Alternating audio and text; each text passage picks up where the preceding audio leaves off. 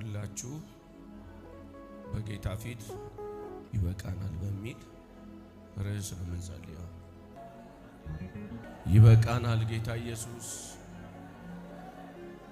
የመከራ ዘመኖችን ብዙ አሳልፈናል። ዛሬ ደግሞ ልጆቻችን በሞት እንዳይቀጡ ወንድም ወንድሙን መግደሉን ይበቃል ጌታ ኢየሱስ። በሰሜኑ ክልል ላይ ያለውን ነገር በቃ እንድትል እንፈልጋለን። እኛ ተመችቶናል። እኛ አልጋችን አንጥፈን እንተኛለን። ብዙ ቤት ግን ልጅ አጣ፣ እናት ልጅ አጣች፣ አባት ቀባሪ አጣ።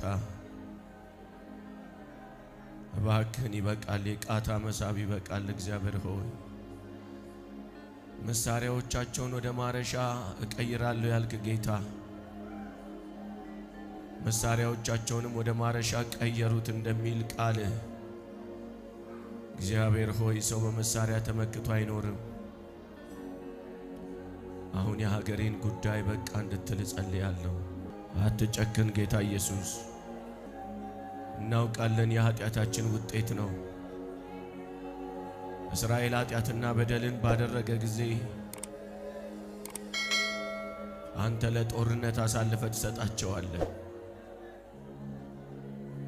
በደል በበዛ ጊዜ ለአማሌቅም ሆነ ለአሶር አሳልፈህ ትሰጣለህ። የበደላችን ጥግ እንደሆነ እናውቃለን። መሪዎች በድለናል፣ አባቶች በድለናል፣ ወጣቶች ባለስልጣኖች በድለናል፣ የቤተ ክርስቲያን አገልጋዮች በድለናል፣ የቤተ ክርስቲያን መሪዎች በድለናል፣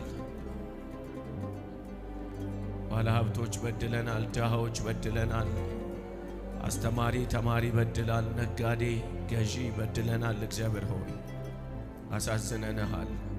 ለብዙ ነገር ተዳርገናል። አባት ሆይ ዛሬ በቃ እንድትል እንፈልጋለን። እግዚአብሔር ሆይ